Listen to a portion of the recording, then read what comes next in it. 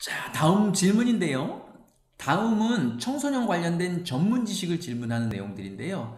요 질문은 청소년 상담 분야에서 그러니까 일을 하고 있는 분들이 많이 질문하는 내용들인데요. 한번 집중해서 들어보도록 할게요. 자, 첫 번째 질문인데, 에릭슨의 심리사회적 이론에 대해서 청소년기에 이루어야 할 과제에 대해서 설명을 해보세요 라고 설명을 할 거예요. 자, 이렇게 답변하세요. 에릭슨의 심리사회적 발달 단계는 8단계인데 그 중에 5단계 청년기, 청소년기에 해당하는 정체감대, 역할론미의 단계가 있는데요. 이 5단계는 프로이드의 생식기에 해당되며 가장 중요한 발달 과업이 자아 정체감 확립이라고 보았습니다. 수많은 선택과 결정을 해야 하는 시기로 정체감은 일생을 통해 일으켜야 할 중요한 문제입니다 라고 설명을 해주시면 돼요. 자, 이제 두 번째 질문인데요. 피아제의 인지발달 이론에 대해서 설명하고 청소년기에 해당하는 단계에 대해서 설명을 하세요 라고 물어보게 되는데요.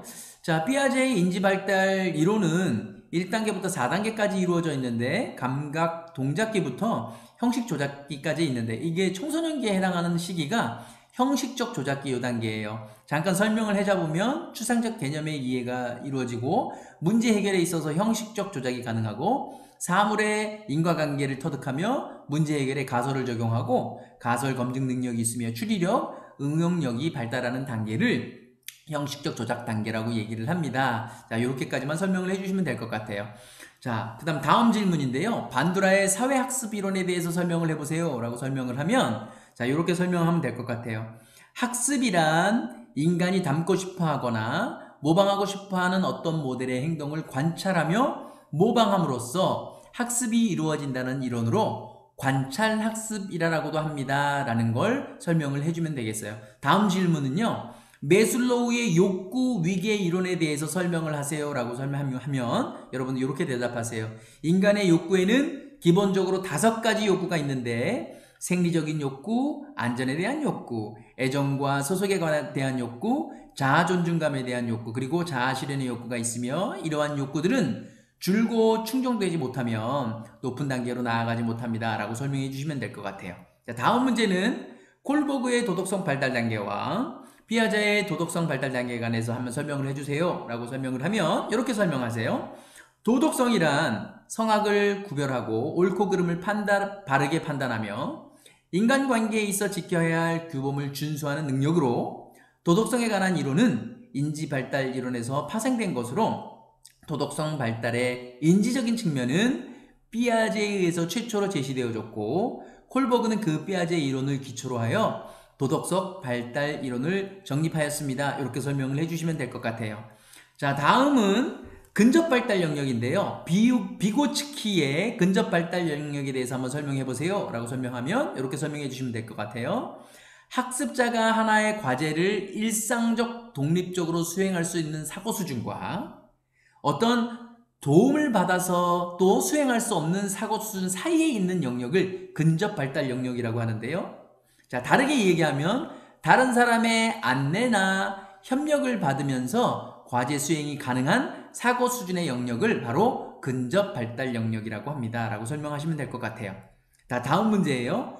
브롬펜 브르너의 자, 생태학적 체계 이론에 대해서 설명해 보세요 라고 얘기를 하면 이렇게 설명하세요. 생태학적 체계 이론은 인간 발달을 사회 문화적 관점에서 이해하는 이론으로 5가지의 환경 체계가 있습니다. 자, 미시체계, 중간체계, 외체계, 거시체계, 시간체계인데요.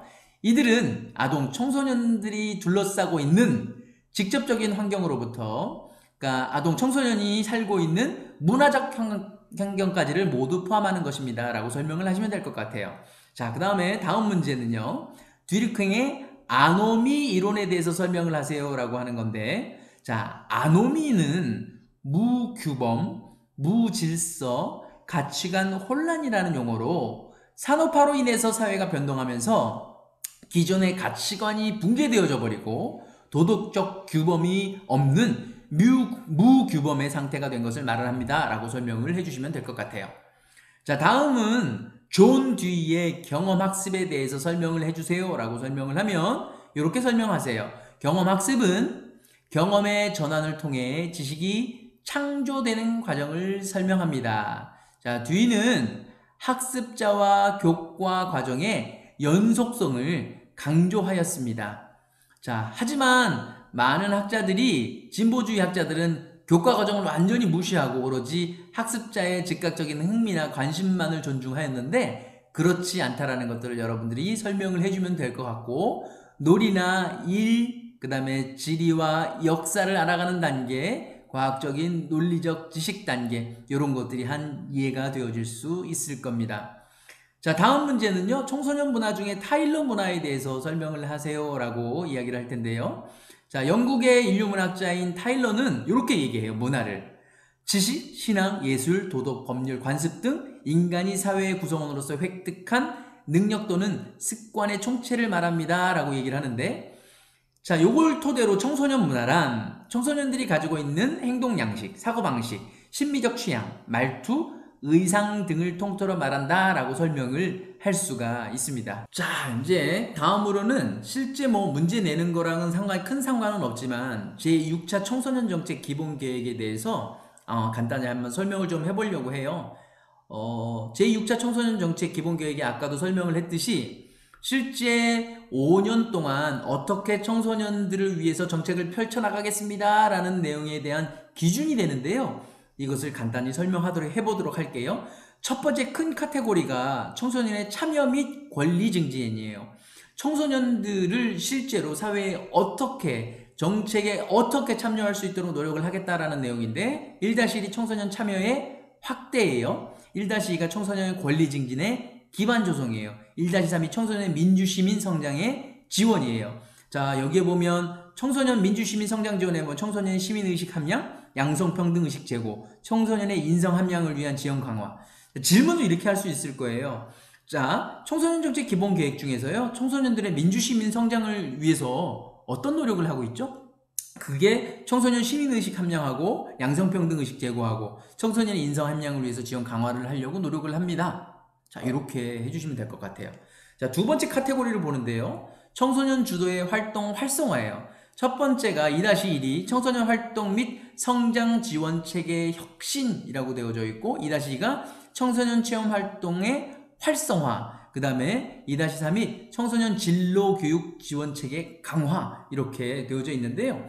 자, 여기서 질문을 한번 해볼게요. 청소년 진로 교육 지원 체제 강화를 위해서 우리나라에서 어떤 노력을 하고 있죠? 자, 대상별 맞춤형 진로 활동 내실화, 그 다음에 학교 밖 청소년 대상 진로교육 강화, 진로교육 활성화를 위한 협력체계 구축, 청소년 취업 지원 기반 강화, 그 다음에 청년 창업 활성화, 이런 노력들을 청소년 정책 기본 계획에서 하고 있습니다. 자, 세 번째예요. 청소년 자립 및 보호 지원 강화인데요. 첫 번째가 3-1이 청소년 사회 안전망 확충. 자, 그 다음에 두 번째가 대상별 맞춤형 지원, 그 다음에 세 번째가 청소년 유해 환경 개선 및 보호 지원 강화. 자, 첫 번째 청소년 사회 안전망 확충에 대해서 한번 물어볼 수가 있어요. 그러면 촘촘한 청소년 복지 지원 체계를 운영하고, 위기 청소년 조기 발견 및 보호 지원 체계를 확대하고, 청소년 폭력 예방 및 아동 안전 강화하고, 가족관계 증진을 위해서 서비스 기반 조성하고, 성범죄로부터 안전한 환경을 만들어가기 위해서 노력합니다. 자, 이렇게 설명을 해줄 수 있을 거예요. 자, 네 번째 단계는요, 청소년 정책 추진 체계의 혁신인데, 4-1은 청소년 정책 총괄 조정 강화, 4-1은 지역 현장 중심의 청소년 정책 활성화, 그 다음에 4-3은 청소년 지도자의 역량 강화. 자, 청소년 정책 추진 체계 혁신 중에서 청소년 지도자 역량 강화를 위해서 청소년 정책 기본 계획에 어떤 내용이 있나요? 라고 물었을 때, 청소년 지도자 전문성 강화 교육을 강화하고, 그 다음에 청소년 지도자의 처우를 개선하기 위해서 노력을 하려고 합니다 라고 설명을 해주시면 되겠습니다. 그리고 청소년 지도사로서 이 정도는 필요하다 생각되는 내용들을 제가 정리를 해봤는데, 여러분들이 면접 시험을 보는데 조금이나마 도움이 됐으면 하는 바람입니다. 경청해 주셔서 감사합니다.